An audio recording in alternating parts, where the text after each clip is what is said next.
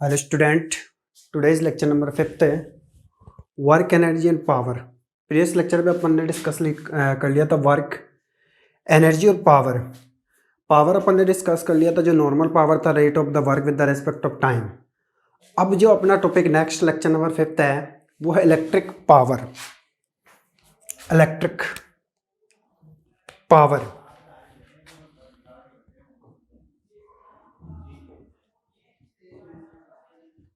Electric power क्या होता है? इलेक्ट्रिक पावर भी क्या होता है? द रेट ऑफ वर्क या फिर the rate of the transportation of energy in any electric conductor. किसी भी इलेक्ट्रिक कंडक्टर के अंदर एनर्जी या इलेक्ट्रॉन्स एक तरह से उनको ट्रांसपोर्ट करने की जो रेट होती है, इट मीन्स अगर कोई इलेक्ट्रिक कंडक्टर के अंदर अगर अपन देखें तो जैसे मान लो ये इलेक्ट्रिक कंडक्टर है, ये इलेक्ट्रिक कंडक्टर है। यहाँ से इस इलेक्ट्रिक कंडक्टर के अंदर आपको पता है ये पॉजिटिव पार्ट है और ये नेगेटिव टर्मिनल है। तो ये किसी भी नेट चार्ज को यहाँ से पॉजिटिव से नेगेटिव टर्मिनल तक ले जाने में किया गया वर्क W होता है। तो ये कितना वर्क इस नेट चार्ज को ट्रेवल कर रहा है, क्योंकि इलेक्ट्रिक करंट जो होता है वो नेट चार्ज जो होता है किसी भी इलेक्ट्रिक कंडक्टर में वो पॉजिटिव से नेगेटिव टर्मिनल की ओर ट्रांसपोर्ट होता है, वाल द नंबर ऑफ जो इलेक्ट्रॉन होते हैं वो इलेक्ट्रॉन नेगेटिव से पॉजिटिव की ओर ट्रांसपोर्ट होते हैं। तो इन इलेक्ट्रॉन्स को ही अपन ये कह सकते हैं कि इस चार्ज को एक टर्मिनल से दूसरे टर्मिनल तक ले जाने में किए गए वर्क के इक्वल अपन ये मान सकते हैं कि वो इलेक्ट्रिक पावर हो सकता है। उस वर्क को अपन एक तरह से डिफाइन कर सकते हैं इलेक्ट्रिक पावर। बट एक्चुअल में वर्क कैसे कैलकुलेट करेंगे अपन, क्योंकि आपको ये पता है कि इन दोनों टर्मिनल पॉइंट के बिटवीन एक पोटेंशियल डिफरेंस होता है।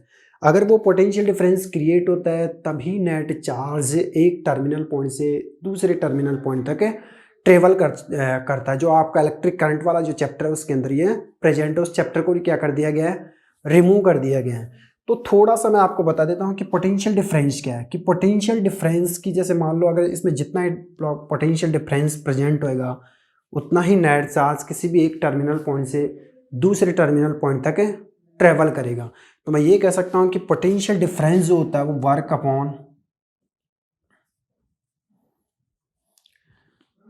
अपॉन नेट चार्ज होता है। कि पोटेंशियल डिफरेंस होता है वर्क अपॉन नेट चार्ज। इस नेट चार्ज को यहाँ से यहाँ तक ले जाने में किए गए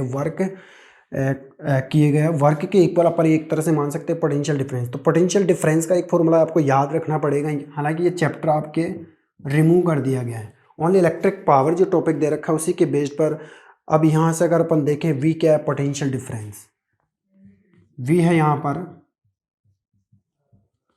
पोटेंशियल डिफरेंस, वी यहाँ पर है पोटेंशियल डिफरेंस। क्यों यहाँ पर है नेट चार्ज, कितना चार्ज इस इलेक्ट्रिक कंडक्टर के थ्रू इलेक्ट्रिक कंडक्टर के से फ्लो हो रहा है। तो क्यों यहाँ पर नेट चार्ज है, वी यहाँ पर पोटेंशियल डिफरेंस है।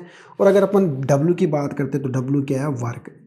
प्रीवियस लेक्चर में जो अपन ने पावर पढ़ा था वो वर्क अपॉन टाइम जो पढ़ा था वो एक नॉर्मल पावर था जिसके अंदर अपन कोई भी ऑब्जेक्ट को डिस्प्लेसमेंट करने में कितना वर्क कैलकुलेट करते हैं टाइम के रेस्पेक्ट। लेकिन अब यहाँ वर्क किसका कैलकुलेट किया जाएगा, इलेक्ट्रिक कंडक्टर का। जैसे मान लो कुछ भी वायर या सेल, इलेक्ट्रिक वो बैटरी या सेल कुछ भी ले सकते हैं। तो इस नेट चार्ज को सेल के पॉजिटिव से नेगेटिव टर्मिनल ले जाने में किया गया, कितना वर्क इसने किया, कितना उस नेट चार्ज को यहाँ से यहाँ तक ले जाने में। क्योंकि आपको पता है कि जब इसमें करंट पास करते हैं तो नेट चार्ज जो होता है वो पॉजिटिव से नेगेटिव और टर्मिनल की ओर फ्लो होता है। जो चार्ज होता है वो, वाइल इलेक्ट्रॉन होते हैं वो नेगेटिव से पॉजिटिव की ओर टर्मिनल पॉइंट की ओर ट्रेवल करते हैं। तो यहाँ से अगर अपन देखें इसका पोटेंशियल डिफरेंस इन दोनों टर्मिनल पॉइंट के बिटवीन नंबर ऑफ इलेक्ट्रॉन का डिफरेंस होता है। कि इन दोनों टर्मिनल पॉइंट के बिटवीन इलेक्ट्रॉन्स का डिफरेंस कितना प्रेजेंट है। कि जितना ज़्यादा इलेक्ट्रॉन्स का डिफरेंस प्रेजेंट होगा उतना ही इलेक्ट्रिक करंट ज़्यादा फ्लो होगा। तो मैं ये कह सकता हूँ कि जैसे मान लो कोई पाइप है उसके अंदर वाटर फिलअप करते हैं, तो अगर उस पाइप के अंदर गैप प्रेजेंट है तो वाटर ज़्यादा फ्लो होगा। तो अपन ये कह सकते हैं कि जितना ज़्यादा पोटेंशियल डिफरेंस होगा उतना ही नेट चार्ज या इलेक्ट्रिक करंट ज़्यादा फ्लो होएगा। तो ये एक तरह से जो चैप्टर नंबर 10th में दे रखा है इलेक्ट्रिक करंट के अंदर, हालांकि इतना डिटेल नहीं है इस इलेक्ट्रिक पावर के अंदर, जितना अपन ने दे रखा है उतना अपन इसको रीड आउट करते हैं। बस आपको ये फॉर्मूला याद करना पड़ेगा, पोटेंशियल डिफरेंस क्या होता है, वर्क अपॉन नेट चार्ज। तो यहाँ से अगर अपन वर्क देखें तो वर्क क्या होता है, potential difference into net charge. तो यहाँ से अब इलेक्ट्रिक पावर की बात करते हैं। इलेक्ट्रिक पावर क्या होता है? The rate of work by any electric conductor, the rate of work, the rate of work by any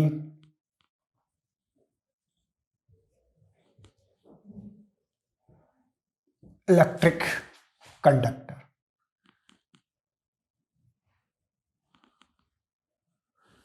The rate of work by any electric conductor with respect of time, with respect of time is called electric power.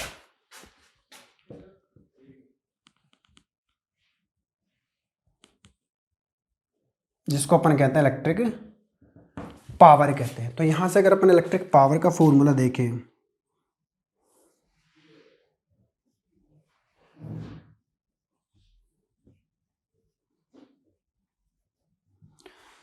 तो electric power क्या होता है? Work upon time. Electric power की बात करते तो work upon time होता है। अब यहाँ से वर्क अगर अपन कैलकुलेट करना चाहते हैं तो वर्क क्या होता है? वर्क होता है potential difference into net charge. तो यहाँ पर P electric power is equal work की जो वैल्यू होती है V into Q upon T क्या है? यहाँ पर टाइम दे रखा है। यहाँ से अगर अपन देखें क्यू नेट चार्ज है। प्रीवियस से जो चैप्टर है, चैप्टर नंबर 10 में, उसके इलेक्ट्रिक करंट जो दे रखा है उसका एक फॉर्मूला दे रखा है I यानी इलेक्ट्रिक करंट। I क्या होता है? इलेक्ट्रिक करंट होता है नेट चार्ज अपॉन टाइम, कि इस टर्मिनल पॉइंट से इस टर्मिनल पॉइंट तक कितना नेट चार्ज फ्लो हो रहा है, किस टाइम के रेस्पेक्ट में वो इलेक्ट्रिक करंट होगा। कि जैसे मान लो 4 कुलाम 3 कुलाम, ये नेट चार्ज की ऐसा यूनिट होती है कुलाम, ऐसा unit of net charge of net charge, उसकी जो ऐसा यूनिट होती है वो होती है कुलाम, जिसको C से डिनोटेड किया जाता है। तो ये नेट चार्ज को इस टर्मिनल पॉइंट से इस टर्मिनल पॉइंट तक ले जाने में कितना टाइम लेता है वो क्या होता है? Electric current. जैसे 2 कुलाम नेट चार्ज को ले जाने में 2 सेकंड का टाइम ले रहे हैं, तो अपन इससे इलेक्ट्रिक करंट कैलकुलेट कर सकते हैं। तो यहाँ से Q क्या होता है? Q होता है I into T. Net charge होता है इलेक्ट्रिक करंट, I मीन्स होता है इलेक्ट्रिक करंट। I यहाँ पर इलेक्ट्रिक करंट, T यहाँ पर है टाइम, और Q यहाँ पर है नेट चार्ज। तो यहाँ से अगर अपन Q की वैल्यू इसमें पुटअप करते हैं, then P electric power V into Q की value I into T divide by T से T कैंसिल। तो इलेक्ट्रिक पावर जो अपने पास बनेगा फॉर्मूला, वो पावर बनेगा VI, इलेक्ट्रिक पावर बनेगा VI। तो यहाँ से अपने पास इलेक्ट्रिक पावर का फॉर्मूला आ गया। यहाँ से अगर देखें तो V इज इक्वल होता है ओम्स लॉ के अकॉर्डिंग IR, जो एक चैप्टर नंबर 10 में दे रखा है। V इज इक्वल होता है IR, ये आपको याद रखना पड़ेगा क्योंकि चैप्टर नंबर 10 आपके रिमूव कर दिया गया। इलेक्ट्रिक करंट वाला जो चैप्टर वो रिमूव कर दिया गया। तो यहाँ पर ये चैप्टर नंबर 11 के अंदर दे रखा है। V क्या है? पोटेंशियल डिफरेंस, वो किसके इक्वल होता है? IR। तो यहाँ से अगर अपन R देखें तो R रेजिस्टेंस, R यहाँ पर रेजिस्टेंस है, जो वायर के अंदर इलेक्ट्रिक करंट की रेट को डिक्रीज करता है। वायर के अंदर जितना टाइम किसी भी वायर या इलेक्ट्रिक कंडक्टर के अंदर जितना टाइम उस नेट चार्ज को फ्लो होने में लगता है, उससे कहीं कम टाइम लगता है, वो रेजिस्टेंस के कारण होता है। And due to the resistance the wire becomes to be hot. और इसी रेजिस्टेंस के कारण थोड़ा वायर जो होता है अपना, वो कैसा हो जाता है? इलेक्ट्रिक कंडक्टर जो होता है वो कैसा होता है? हॉट हो जाता है, गर्म हो जाता है यहाँ से। तो एक वही प्रॉपर्टी है resistance, which is the decrease the rate of electric current है।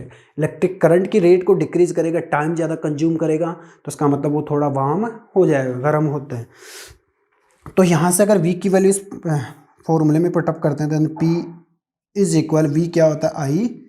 IR, और I यहाँ पर दे रखा है। तो यहाँ से इलेक्ट्रिक पावर अगर अपन देखें,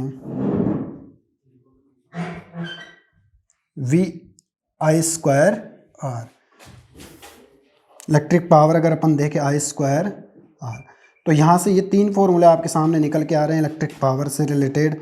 P इक्वल VI आ रहा है, हालांकि ये फॉर्मूला आपके ज़्यादा काम में आता है।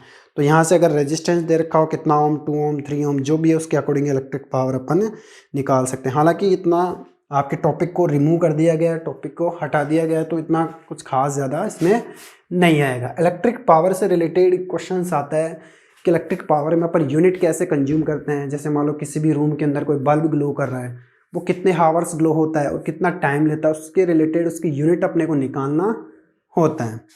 तो यहाँ से अपना ये इलेक्ट्रिक पावर हुआ। एक बार इसको उतार लीजिए।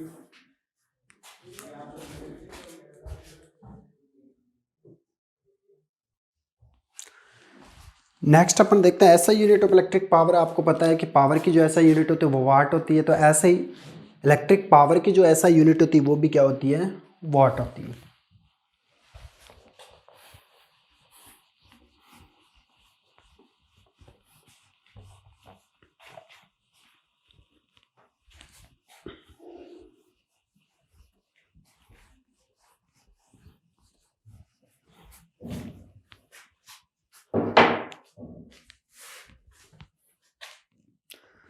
The SI unit of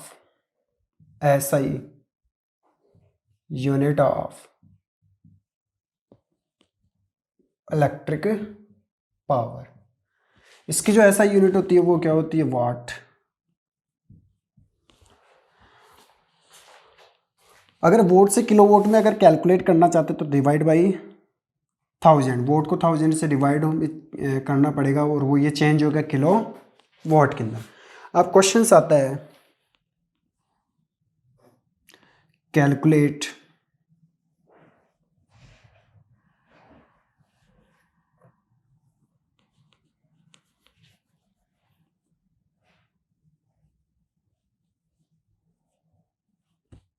the number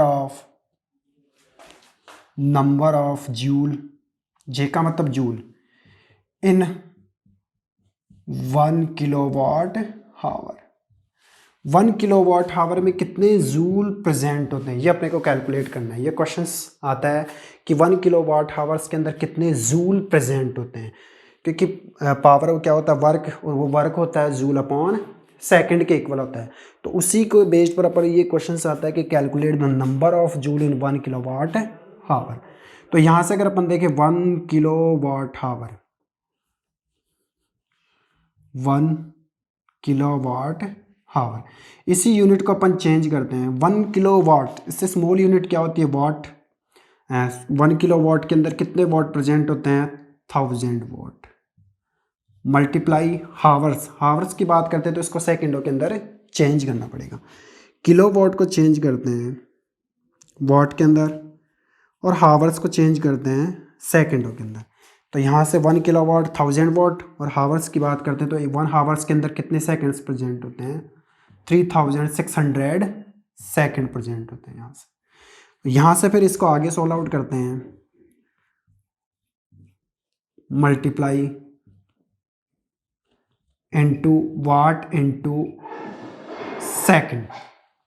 इसको अपन ऐसे कैलकुलेट कर सकते हैं।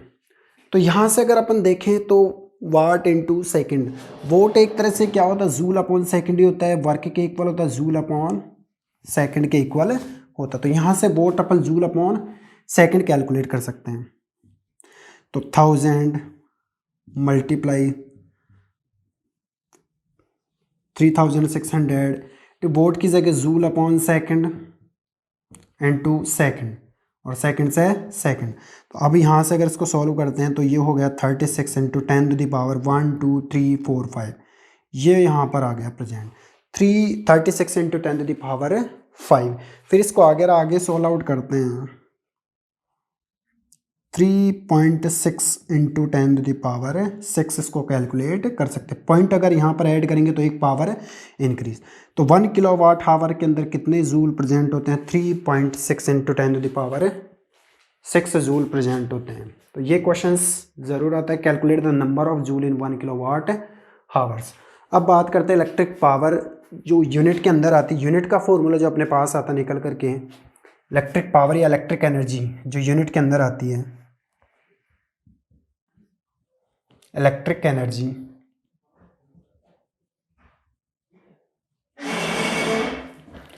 या जिसको अपन ये कहते हैं यूनिट। यूनिट का जो फॉर्मूला अपने पास निकल कर के आता है कि यूनिट कैसे निकालते हैं, यूनिट पावर्स वॉट में होना चाहिए, मल्टीप्लाई टाइम हावर के अंदर होना चाहिए और डिवाइड बाई 1000। यहाँ पर टाइम सेकंडों के अंदर आ रहा था, बट यहाँ से यूनिट के जो फॉर्मूले में अगर अपन के देखें तो पावर वाट में होना चाहिए, टाइम हावर्स में होना चाहिए और डिवाइड बाई 1000। तो यहाँ से अगर अपन यूनिट निकालना चाहते तो पावर तो वाट में होना चाहिए, मल्टीप्लाई टाइम हावर्स के अंदर होना चाहिए और डिवाइड बाई 1000। ऐसे यूनिट जैसे मान लो किसी भी इलेक्ट्रिक अप्लायंस के अपने को यूनिट निकालनी हो कि वो कितनी यूनिट इलेक्ट्रिक करंट कंज्यूम कर रहे हैं, तो जैसे इसके बेस पर क्वेश्चंस सोल्व आउट करते हैं on the basis of unit. एक बार इसको उतार लीजिए, फिर देखते हैं यूनिट से रिलेटेड क्वेश्चंस कैसे सॉल्व आउट करते हैं।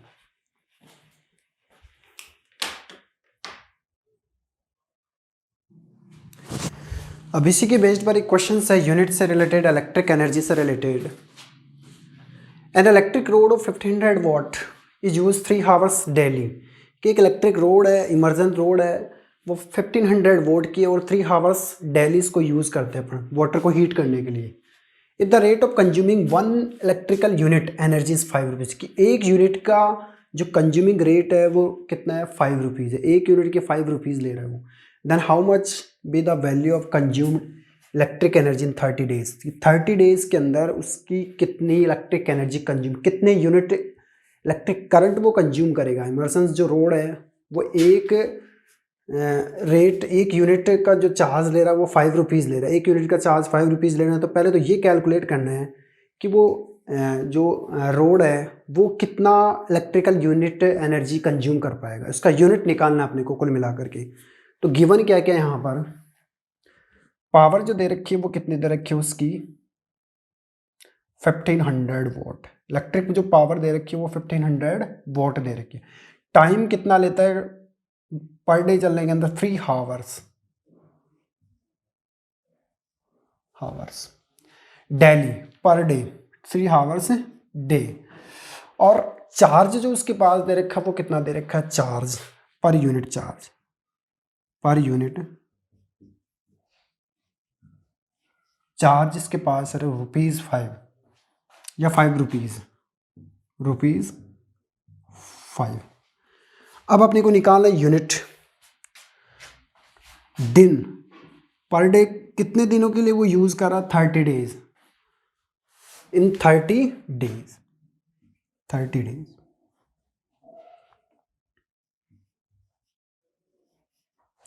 यूनिट का जो फॉर्मूला आपके सामने आता है वो बताया हुआ आपका, यूनिट इज इक्वल पावर वाट में होना चाहिए, मल्टीप्लाई टाइम हावर्स में होना चाहिए, डिवाइड बाई 1000।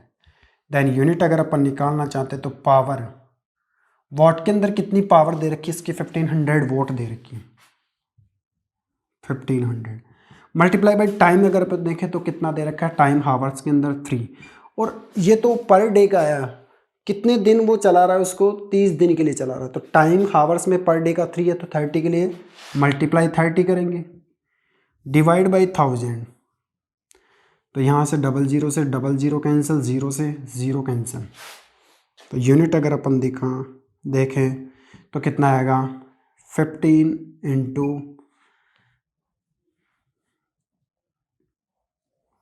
9। और यूनिट अगर अपन निकालते हैं तो उसकी जो यूनिट बनेगी वो कितने आएगी, 5 रहा 4, 135 यूनिट। इसकी जो यूनिट आएगी 135 यूनिट। इसका मतलब इसने कितनी यूनिट इलेक्ट्रिकल एनर्जी कंज्यूम की, 135 यूनिट इसके पास इलेक्ट्रिकल एनर्जी इसने कंज्यूम की एक महीने के अंदर, 1 मंथ के अंदर। अब ये कह रहा है कि पर यूनिट का जो चार्ज ले रहा है वो कितना चार्ज लगता है कंज्यूम करने का, 5 रुपीज़। तो अब उसकी टोटल कंज्यूमिंग जो चार्ज होगा वो कितना होगा, कि एक यूनिट के 5 रुपये, तो उसका मतलब 135 का कितना होगा, 135 से मल्टीप्लाई करेंगे। The charge of 1 unit, the charge of 1 unit कितना है 5 रुपीज़, 5 रुपीज़। तो अपन देखें कि कितनी यूनिट का चार्ज निकालना था, द चार्ज हो 135 यूनिट, तो 135 मल्टीप्लाई 5, अगर इसको मल्टीप्लाई करेंगे तो 675 रुपीज़, 675 रुपये उसका चार्ज आ जाएगा। ऐसे अपन क्वेश्चन सोल्व आउट करते हैं। तो इसको भी एक बार उतार लीजिए, फिर नेक्स्ट क्वेश्चन देखते हैं यूनिट से related.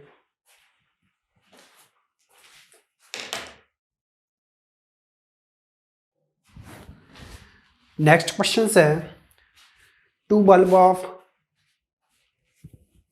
100 what each of glow 5 hours per day. 2 bulb है और दोनों की जो वोट है 100 वॉट है, ये 5 आवर्स पर डे ग्लो करते हैं। Calculate the consuming of electrical unit calculate करना है इन 30 डेज, 30 दिनों में। किसने 30 दिनों के अंदर 30 डेज, इट मीन्स 1 मंथ के अंदर उसने कितने इलेक्ट्रिक यूनिट कंज्यूम किए उस बल्ब ने। और अब ये कह रहा है कि the rate of per unit is 6 rupees. एक यूनिट का अगर उसका खर्चा देखे तो 6 रुपीज़ है। Then calculate the total amount of और बल्ब इन है मंथ की, एक मंथ के अंदर उसने टोटल अमाउंट कितना किया, टोटल कितना उसका खर्चा आएगा। तो पहले अपन यूनिट निकालेंगे इसका। गिवन क्या क्या पहले ये देखते हैं। पावर दे रखी what 100 what each of bulb, तो टोटल पावर दोनों बल्ब के लिए कितनी हो जाएगी 200 वॉट। टाइम जो इसका कितना है 5 hours per day, per day का इसका है टाइम 5 आवर्स पर डे। तो अगर अपन 30 डेज का देखेंगे तो 5 इंटू 30, एक महीने का निकालना है, तो इसका मतलब कितना होगा ये 150 आवर्स हो गए।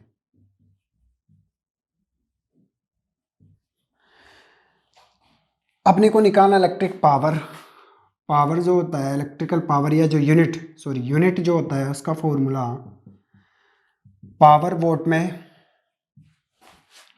मल्टीप्लाई टाइम आवर्स में एंड डिवाइड बाई 1000। तो यूनिट अगर अपन इससे निकालते हैं, कंज्यूमिंग यूनिट कितनी यूनिट इलेक्ट्रिक करंट ये कंज्यूम करे, तो पावर किस में होनी चाहिए वोट के अंदर। हालांकि पावर कितनी दे रही है कि 200 वोट दोनों बल्ब की। टाइम हावर्स के अंदर कितना है 150 हावर्स, या 5 इंटू 30 कर सकते हो कि पर डे का 5 हावर्स है तो मल्टीप्लाई 30 कर सकते हैं तो 150 हावर्स डिवाइड बाई 1000 से इसको डिवाइड करेंगे तो ऐसा पर यूनिट निकालेंगे। दोनों बल्ब की 100 वोट है तो टोटल कितनी वोट हो गए 200 वोट।